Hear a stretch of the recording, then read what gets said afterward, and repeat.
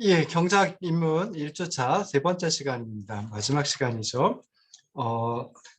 지난 첫 번째, 두 번째 시간에서는 강의 계획과 그리고 이제 사무엘슨이 얘기한 경제 문제에 대해서 살펴봤습니다. 자, 그리고 이제 해야 될 것은 맨큐라고 하는 학자가 제시한 경제를 관통하고 있는 10가지 기본 원리에 대해서 이제 설명을 드리고자 합니다. 그래서 교재를 보시면은 이 10가지 기본 원리들이 어디에 설명이 좀 어떤 것하고 관련이 되어 있는지 뭐 참고를 해보세요. 뭐 이런 것들도 나와 있거든요. 그래서 교재를 보시면 참 좋다라고 생각을 해볼 수 있습니다. 맨큐라고 하는 학자가 제시한 경제학의 기본 원리는 크게 세 가지 파트로 되어 있습니다. 첫 번째는 개별 경제 주체의 선택 또는 개별 경제 주체의 의사결정과 관련된 원리이고요. 두 번째는 경제 주체의 상호작용. 그러니까 의사결정을 하고 나면 이제 이게 시장에 표출돼 가지고 상호작용을 하게 되거든요. 그래서 그런 개별 경제 주체의 상호작용과 관련된 세 가지 또 기본 원리를 제시하고 있습니다. 그리고 마지막으로 이제 국민 경제 전체적인 전반적인 작동에 대한 기본 원리 세 가지를 또 제시를 하고 있습니다. 그래서 10가지 기본 원리가 있는데요. 이것들 하나하나를 갖다가 살펴보려고 합니다. 먼저 이제 개별 경제 주체의 의사결정에 관한 원리 4가지 중에 첫 번째 기본 원리는 모든 선택에는 대가가 있다라고 하는 것입니다. 그래서 무엇을 선택하게 되면 무엇을 선택하면 다른 것을 반드시 포기해야 하는데요. 이걸 뭐 영어로는 no free lunch, 그래서 공짜 점심은 없다. 뭐 이렇게 이제 설명을 하죠. 그래서 경제학 인문을 여러분들이 선택을 하셨어요. 그러면은 다른 과목 선택하고 싶었는데 그렇지 못하는 과목도 있죠. 그걸 포기해야 돼요. 그래서 이런 것들이 이제 대가다라고 생각해 볼 수 있습니다. 자, 지금 이 시간에 제 강의를 듣고 계시는데요. 이거 대신에 잠을 그냥 계속 잘 수도 있죠. 근데 잠을 못 자고 강의를 듣는 걸 선택을 하셨습니다. 그러다 보면 어떻게 되겠어요? 수강을 하는 데는, 강의를 듣는 데는 잠을 포기해야 된다. 뭐 이런 것도 이제 생각을 해볼 수 있습니다. 그래서 무엇을 선택하면 다른 것을 반드시 이제 포기를 해야 된다라고 생각해 볼 수 있는데요. 아까 말씀드렸던 국민경제의 목표 또는 정말 경제 체제의 어떤 기능, 해가지고 크게 두 가지를 살펴봤었습니다. 그래서 효율성 그리고 공평성이라고 하는 걸 살펴봤었는데요. 먼저 이제 효율성이라고 하는 것은 국민 경제가 가지고 있는 희소한 자원으로부터 최대의 효과를 얻는 것을 의미한다라고 생각을 하시면 좋을 듯 싶습니다. 두 번째 형평성이라고 하는 것은 그렇게 희소한 자원으로부터 뭔가를 얻죠. 생산물을 만들어낸다든지 하게 되는데요. 그래서 소득을 얻게 된다든지 하는데 이걸 사회 구성원에게 공평하게 분배하는 것을 갖다가 이제 형평성이라고 얘기를 합니다. 그래서 저는 피자를 좋아해가지고 피자를 가지고 예를 많이 들 텐데요. 자, 피자의 맛, 또는 크기, 뭐 이런 게 이제 효율성이다라고 생각을 해볼 수 있고요. 그다음 피자를 어떻게 나누어 먹을 것이냐 라고 하는 것하고 관련되어 있는 것이 공평성이다라고 생각해 볼 수 있습니다. 뭐 정확히 얘기하면 피자의 맛, 이게 이제 효율성이라고 생각해 볼 수 있고요. 그다음에 피자를 어떻게 조각 내가지고 나눠 먹을까? 이게 형평성과 관련된 거고, 그다음 피자의 크기가 뭐 지금은 조그만데 뭐 좀 뒤에는 컸다가 다시 조그매졌다든지 뭐 이러면 좀 안정적이지 못하죠. 그다음에 피자의 크기가 점차 시간이 흘러감에 따라서 점차 커지면 좋겠죠. 그래서 이 피자의 크기와 관련된 것은 경제 성장, 경제 안정과 성장 뭐 이렇게 이제 관련된 것이다라고 생각을 해볼 수 있습니다. 어찌됐든 여기서는 효율성과 형평성이라는 걸 가지고 생각해 보는데요. 이 효율성하고 공평성은 경제 정책을 수행한다. 정부가 경제 문제를 해결하기 위해서 정책 당국이 경제 정책을 수행한다라고 입안에서 수행을 한다라고 했을 때 이 효율성과 공평성은 종종 상충적인 관계를 보인다라고 또 생각해 볼 수 있습니다. 우리가 항상 직면하게 되는 게 이 상충 관계이거든요. 트레이드 오프 관계라고 생각해 볼 수 있는데요. 좋은 거는 크게 하는 게 이게 바람직하죠. 나쁜 거는 적게 하는 게 바람직하다라고 생각해 볼 수 있어요. 근데 어떤 두 가지가 있는데 하나를 더 좋게 만들려면 반드시 다른 하나가 낮아지는 것. 낮아질 때 이때 이제 상충 관계에 있다라고 얘기를 합니다. 그래서 효율성을 높이려고 하다 보면 공평성이 저하가 되고요. 공평성을 높이려고 하다 보면 효율성이 저하가 되는 이런 그 상충 관계가 현실에서 굉장히 많이 나타납니다. 그래서 뭐 사회복지제도 또는 소득세 제도 이런 것들은 일종의 공평성을 높이기 위한 정책 당국의 정책이다라고 생각을 해볼 수 있어요. 그래서 소득을 이미 시장을 통해 소득이 분배되어 있던 걸 다시 분배하는 소득 재분배 정책이다라고 생각해 볼 수 있는데요. 이런 소득 재분배로 인해서 사람들이 이제 아유 내가 열심히 해봤자 저기 막 소득세를 통해 가지고 뺏기는 게 많기 때문에 정부한테 뺏기는 거잖아요. 뺏기는 게 많으니까 내가 열심히 하지 않을래.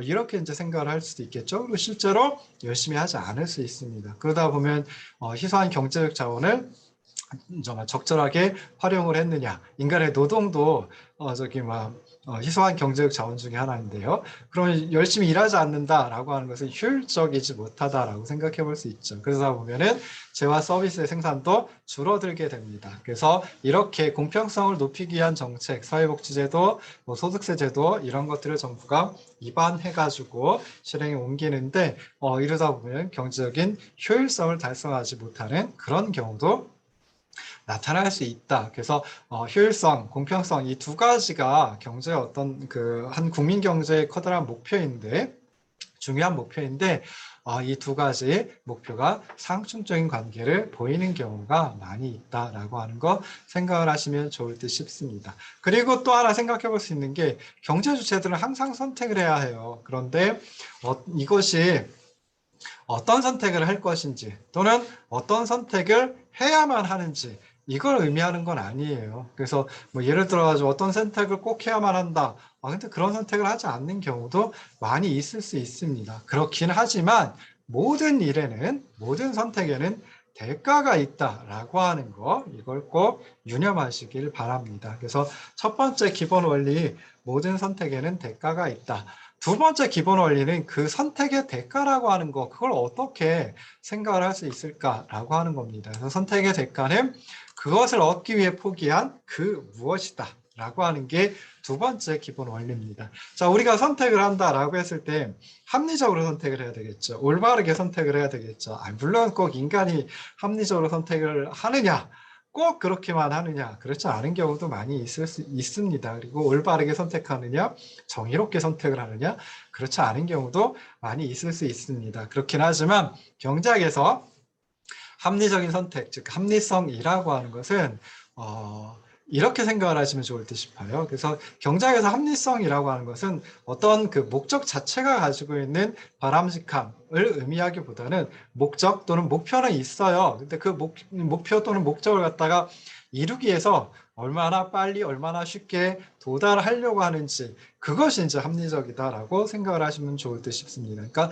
절차 또는 수단이 합리적이냐 합목적적이냐라고 하는 게 이제 경제학에서 얘기하는 합리성입니다. 그럼 이렇게 합리적인 선택을 하기 위해서는 당연히 그러한 선택을 했을 때 얻는 이득과 손실을 제대로 파악을 해야 되겠죠. 그래서 이득이 손실보다 더 크다라고 하면 그 선택을 하는 것이고요. 하는 것이 바람직하고요. 합리적이고요. 근데 이득보다 손실이 오히려 더 많다라고 하면 그때는 그 선택을 하지 않는 게 오히려 합리적이고 바람직하다라고 생각해 볼 수 있습니다. 자, 여기서 어떤 선택의 대가, 즉 손실 또는 비용 이렇게 생각을 해볼 수 있는데요. 선택의 대가는 회계학적인 비용이 아니라 기회비용의 개념으로 생각을 하셔야 된다라고 하는 게 이게 바로 이제 경제학의 기본 원리, 두 번째 기본 원리다라고 맨큐란 학자가 제시를 했습니다. 그럼 여기서 기회비용이란 무엇이냐라고 했을 때 어떤 선택을 하기 위해서 포기한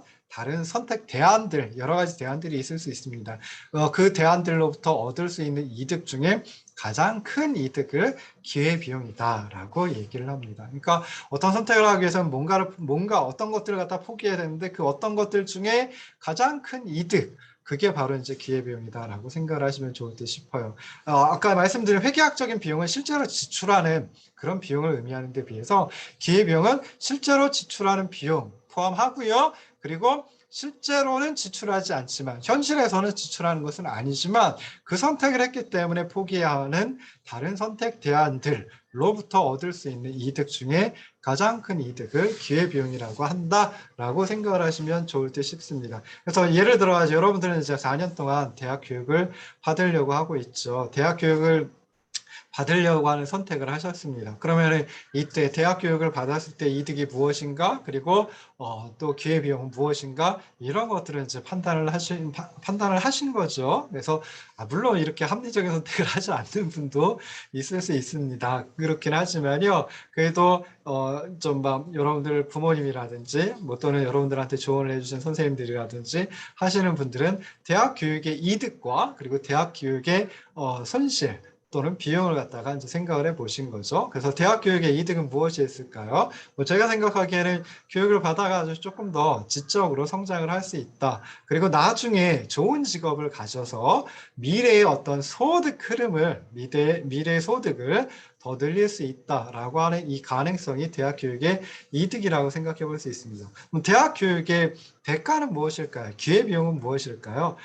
일단 대학 교육을 받는다라고 하면 대학 교육에 지출하는 등록금이라든지 하는 거, 뭐 그것도 포함이 되고요. 그리고 또 하나 뭐가 있냐면 그 기간 동안에 벌 수 있는 잠재적인 임금 소득. 그러니까 여러분들이 대학 교육을 받지 않고 대학 교육을 선택하지 않고 일을 한다, 노동을 정말 제공한다라고 하는 선택을 했다라고 하면 그러면은 그때 정말 벌어들일 수 있는 그런 잠재적인 소득, 그것이 이제 대학 교육의 어떤 기회비용이다라고 생각해 볼 수 있습니다. 그래서 기회비용은 실제로는 지출하지 않았다라고 해도 비용의 성격을 가지고 있으면 모두 포함시키는 그런 포괄적인 의미의 비용이다라고 생각을 하시면 좋을 듯 싶습니다. 그래서 시간이 소요된다. 4년이라는 시간이 소요가 되죠.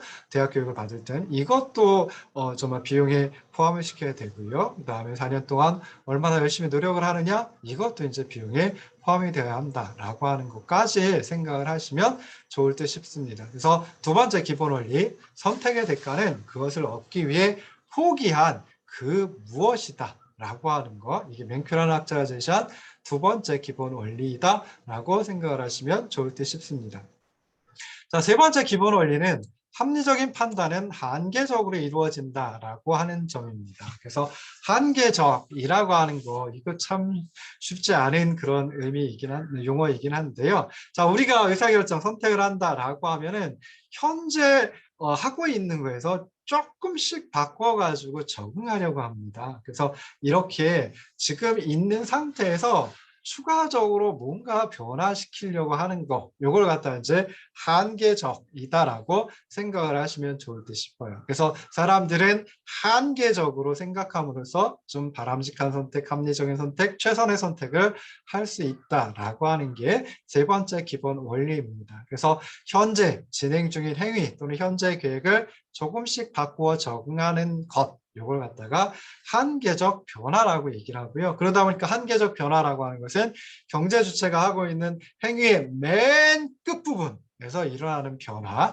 이게 이제 한계적인 변화이다라고 생각을 하시면 좋을 듯 싶습니다. 그래서 맨 끝부분에서 이걸 갖다가 이제 영어식으로 표현하면은 at the margin이라고 이제 표현을 하거든요. 그래서 그걸 갖다 이제 한마디로 얘기할 때 marginal 해가지고 한계적 또는 뭐 한계 뭐 이렇게 이제 표현을 합니다. 그래서 합리적인 판단은 한계적으로 이루어지는데요. 자, 피자를 제가 좋아한다 그랬죠. 그래서 피자를 사 먹으려고 해요.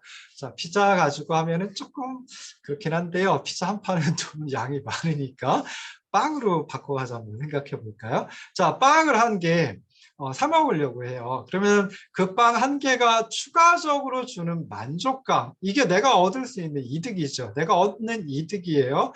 내가 나한테서 지출되는 게 있죠. 그게 바로 손실이에요. 또는 비용이다, 지출이다라고 생각을 해볼 수 있어요. 그게 바로 뭐예요?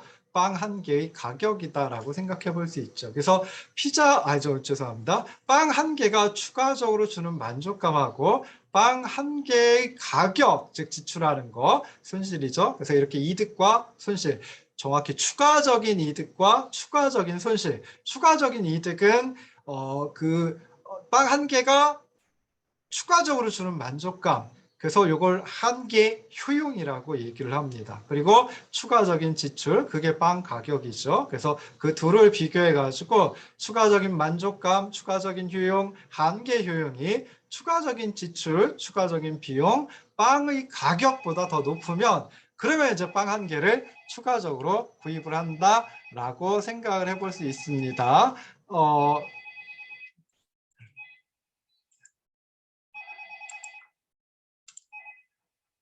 죄송합니다. 죄송합니다. 중간에 전화가 와가지고요. 예. 혹시 또 꼭 필요한 경우 일런지 몰라서 잠깐 끊었습니다. 죄송합니다. 앞으로 이런 일이 없도록 하겠습니다. 자, 다시 넘어가세요. 추가적으로 주는 효용, 빵 한 개가 추가적으로 주는 만족감, 추가적으로 주는 효용, 한계 효용이라고 하는 것하고, 그다음에 빵 한 개의 가격, 그러니까 이게 추가적인 지출, 추가적인 비용이 되겠죠.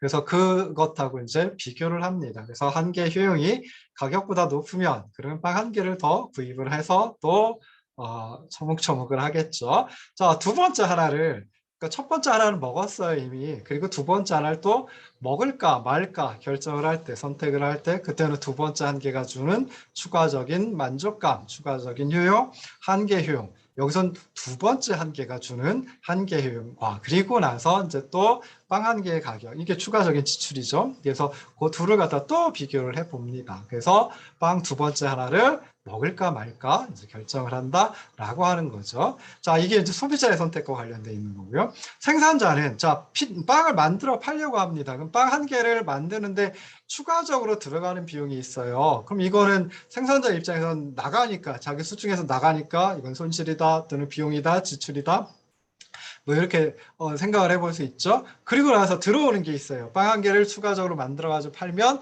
그때 빵 한 개 가격만큼은 나한테 들어오죠. 그러니까 이득이에요. 그래서 이 둘을 비교해서, 즉 추가적인 비용, 한 개 비용과 그리고 빵의 가격을 비교해가지고 가격이, 즉 들어오는 게 이득이, 그리고 한 개 비용 나가는 거보다 더 높으면 그때는 빵 하나를 만들어 가지고 판다라고 생각을 해볼 수 있습니다. 두 번째 빵 한 개도 마찬가지죠. 두 번째 빵 하나를 만들 때 추가적으로 들어가는 비용하고 두 번째 빵 하나 만들어 팔았을 때 추가적으로 얻게 되는 이득, 그게 빵 가격이죠. 그래서 그 둘을 또 비교해 가지고 빵 한 개, 두 번째 한 개를 만들어 팔까 말까 요걸 갖다가 결정을 한다라고 생각을 해볼 수 있습니다. 그리고 이렇게 결정을 할 때, 이렇게 선택을 할 때 그때가 바로 합리적인 선택이다라고 생각을 하시면 좋을 듯 싶어요. 그래서 이렇게 개별 경제 주체, 즉 가게와 기업은 한계적으로 생각함으로써 보다 합리적인 선택, 합리적인 결정을 내릴 수 있다라고 하는 거 생각을 해볼 수 있고요.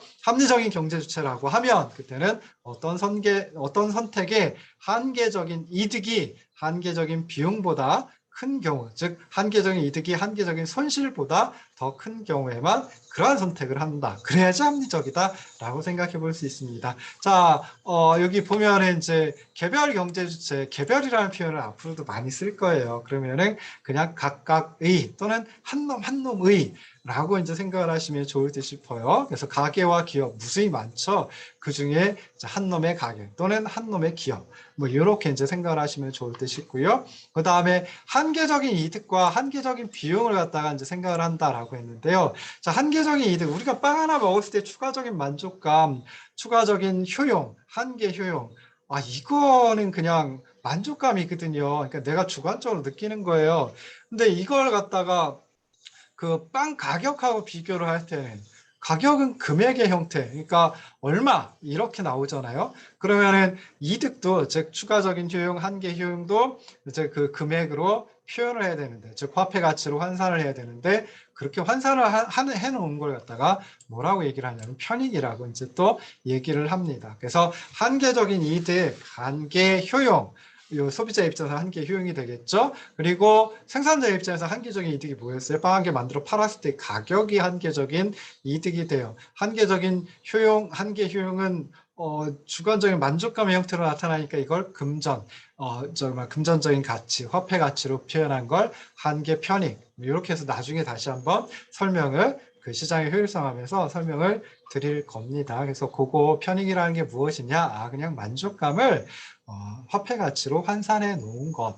이게 참 주관적이니까 다른 사람들은 못하겠죠. 그 소비자, 그 개별 경제 주체만 내가 빵 하나 먹었을 때 추가적인 만족감, 추가적인 효용, 뭐 이만큼이야 라고 환산할 수 있겠죠. 그래서 그걸 갖다 이제 편익이라고 한다라고 하는 거 생각을 하시면 좋을 듯 싶습니다. 자, 네 번째.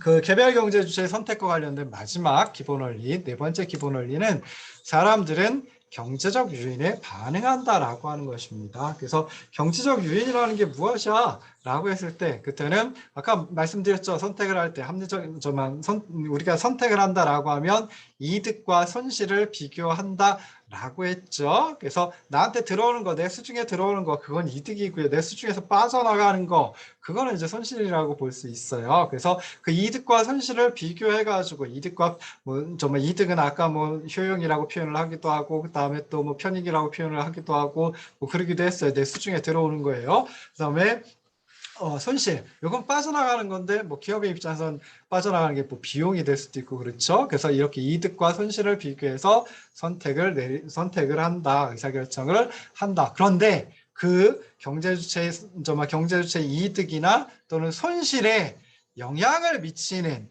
것들을 갖다가 몽땅 다 뭐라고 얘기를 하냐면은 경제적 유인이라고 얘기를 합니다. 그래서 이득과 손실을 비교해서 선택을 하는데 그 이득이나 손실의 크기를 변화시킬 수 있는 경제적 요인이 존재한다. 경제적 요인이 발생했다라고 하면 경제주체의 선택 당연히 달라지겠죠. 그리고 경제주체의 행위도 그 선택이 밖으로 표출되는 게 이제 행위라고 생각해 볼 수 있는데요. 이런 경제주체 행위도 변화한다라고 생각해 볼 수 있어요. 결과적으로 보면은 경제주체들은 경제적 유인에 반응한다라고 생각해 볼 수 있습니다. 그래서 피자의 가격이 상승하면 소비자들은 어떻게 하겠어요? 내 수중에서 빠져나가는 거, 피자 한 판 사 먹으려고 그러는데, 빵이라고 할까? 빵 한 개 사 먹으려고 그러는데, 빵 가격이 높아졌어요. 근데 수중에서 빠져나가는 게 예전보다 더 커졌어요. 손실이 예전보다 더 커졌어요. 이득은 그대로 있겠죠? 그래서 이득은 그대로 있는데 손실이 더 커졌으니까 다시 또 이 둘을 갖다 비교해야 되는데 그런데 예전보다는 아무래도 덜 구입하게 됩니다. 덜 구입해서 덜 처묵처묵 하려고 하겠죠. 그래서 이렇게 이제 피자의 가격이 상승한다 이런 것도 일종의 경제 요인이라고 생각해 볼 수 있는데 그런 것들에 반응한다. 그 다음에 또 피자 가격 또는 빵 가격에 영향을 줄 수 있는 게 세금이에요. 세금. 그래서 빵 하나 사고 팔고 할 때 피자 한 판 사고 팔고 할 때 그때 세금 내라고 하는데 정말 세금이 없다가 세금을 붙인다라고 하면은 빵 가격이 또는 피자 가격이 그만큼 더 높아질 수밖에 없겠죠. 그래서 그것만큼 정확히 높아지진 않지만 하여튼 높아져요. 그러다 보니까 피자의 소비가 또는 빵의 소비가 예전보다는 줄어들게 된다라고 생각해 볼 수 있습니다. 그래서 이렇게 경제적인 요인이 사람들, 경제 주체의 행위에 큰 영향을 미칠 수 있기 때문에 정책을 만드는 사람들, 대부분의 경제적 요인은 정책인 경우가 많거든요. 그래서 그런 그 정책을 만드는 정책 담당자, 정책 당국은 경제 주체들의 유인 구조, 그 다음에 그에 따른 행태, 요거 어떻게 변화시키는지 굉장히 큰 관심을 가져야 된다라고 생각해 볼 수 있습니다. 예를 들어 가지고요. 예전에는 우리나라에서도 안전벨트 안전띠 매는 게 이게 의무가 아니었던 적도 있어요. 그냥 안 매고 가도 돼요. 근데 이게 저기 막 그 안 메고 가다 보면 사고가 났을 때 운전자나 아니면 동승자가 죽을 가능성, 사망할 가능성이 굉장히 높다라고 생각해 볼 수 있죠. 그러다 보니까 이제 안전벨트를 꼭 매라라고 하는 이런 식으로 이제 규제가 일종의 규제죠. 그래서 규제가 시행이 되고 있고 우리나라에서도 계속 지금 시행이 되고 있습니다. 자, 운전하는 사람들은 자, 뭘 갖다가 이제 가지고 선택을 할까요?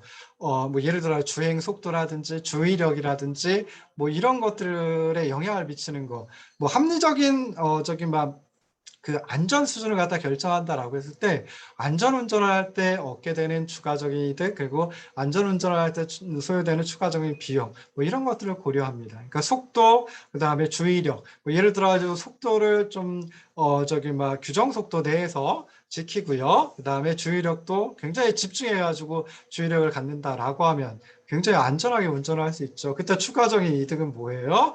내가 무사히 좀 원하는 장소까지 갈 수 있어요. 이게 추가적인 이득, 한계적인 이득이죠.